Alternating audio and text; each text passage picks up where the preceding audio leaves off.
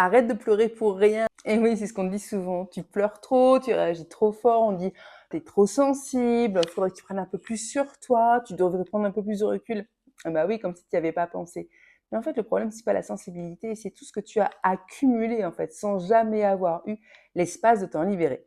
Salut, moi c'est Mélanie, j'ai déjà accompagné plus de 300 personnes à se libérer de leur blocage émotionnel et même de leur dépression. Et aujourd'hui, je vais t'expliquer pourquoi ce que tu ressens, ce n'est pas de la sensiblerie, ce n'est pas de la faiblesse, ce n'est pas une fatalité. Surtout, pourquoi il est impossible de s'en sortir uniquement avec la tête. Et on verra également qu'être trop sensible et hypersensible, ce n'est pas du tout la même chose. Et pourtant, souvent, on m'appelle pour me dire « je suis hypersensible », alors qu'en fait, non, tu es en surcharge, en burn-out émotionnel.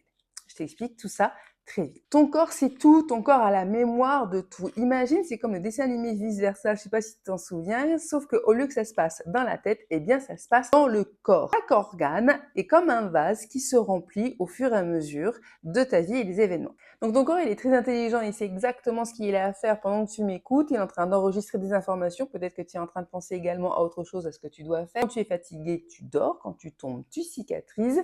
Ton corps est en train de digérer, de respirer. Ton cœur est en train de battre. Bref, ton corps sait exactement ce qu'il a à faire au moment où il l'a à faire. Il a un pouvoir naturel d'auto-guérison. C'est quand il n'arrive pas à s'auto-guérir et qu'on commence à avoir des douleurs chroniques que là, ça veut dire qu'il y a un message très important à écouter. Par exemple, tu vois, les enfants, eh bien, ils vont vivre leurs émotions à 100%, ils vont pas avoir trop de problèmes de maladies somato-émotionnelles. Les émotions, parce que ça sort quand ils sont tristes, ils pleurent, quand ils sont en colère, ils le disent. Voilà, donc en fait, eux, leurs vases se remplissent et se vident assez naturellement. Mais toi, non. Parce que tu as vécu trop de chocs, tu as vécu trop d'émotions, plein de choses qui sont pas digérées, du coup, les vases se remplissent et ne se vident pas. Et ce qui se passe, c'est qu'au moindre événement, tu débordes, c'est la vase, c'est la goutte qui fait déborder le vase. Donc c'est peut-être même pour ça que tu peux pleurer devant une publicité. Les hypersensibles, eux, c'est complètement différent. C'est un peu comme si leur vase était vide, pour une raison ou pour une autre. Et comme la nature déteste le vide, eh bien les vases font se remplir des émotions. C'est pour ça que quand on est hypersensible, en fait, nos vases se remplissent de tout ce qu'il y a autour. Donc les émotions des autres, les ambiances, les énergies, tu absorbes tout, tu ressens tout et tu captes tout très fort. Attention, tu ne peux pas avoir les deux. Soit les vases sont pleins, soit les vases sont vides. Soit tu es en burn-out émotionnel, soit tu es en hypersensibilité. Ce n'est pas pareil. Attention, ça c'est ce que je ressens dans les mains. C'est ma vérité. Okay. Donc, si tu pleures pour si tu es épuisé, que tout déborde, tu es en surcharge, en burn-out émotionnel. Si tu captes tout, même ce qui ne t'appartient pas, là, c'est là où je vais dire que moi, tu es hypersensible. Le corps se souvient de tout, le corps a la mémoire de tout, jusqu'à la mémoire cellulaire. Aujourd'hui, on a même prouvé que les événements que tu vivais pouvaient changer ton ADN. C'est ce que tu transmets à tes enfants, non? Entre autres. Bref, la mémoire cellulaire, eh bien, on ne peut pas la nettoyer juste en parlant. C'est pour ça que je dis souvent, le mental est le cavalier et le corps est le cheval.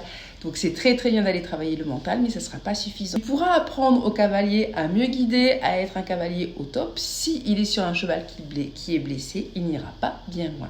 Donc, pour avancer durablement dans la même direction, dans la même énergie, il faut soigner le cheval, guider le cavalier en même temps et reconnecter les deux. Et c'est exactement ce qu'on fait dans mes accompagnements.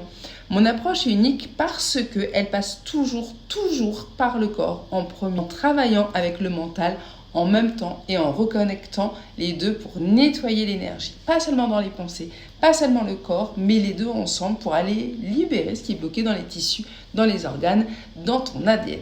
Ça va être très différent d'une séance énergétique classique qui va te redonner un coup de boost. Pareil, c'est top, hein, on va te redonner un coup de boost comme on redonne de l'énergie une batterie de voiture.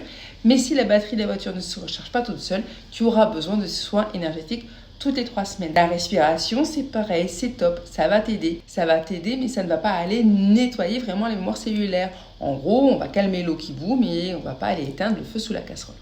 Donc, si tu veux vraiment te libérer, il va falloir écouter ton corps autrement. Écouter, ça veut dire lui apporter une vraie libération, savoir le comprendre, quels sont les messages du corps, car toute douleur est un message du corps, comme les pensées sont le langage du cerveau. Et si tout ce que j'ai dit, ça te parle, je te mets le lien de mon programme Symbiose, qui est 3 semaines pour se libérer de ces blocages émotionnels ou de son hypersensibilité en 3 semaines et de retrouver son énergie. Si cette vidéo t'a aidé, pense à liker, à t'abonner et à partager autour de toi parce qu'on connaît tous quelqu'un qui est trop sensible ou hypersensible, parce qu'on a tous beaucoup à apporter et qu'on n'a jamais appris à savoir poser nos affaires. Je te fais des bisous, à bientôt.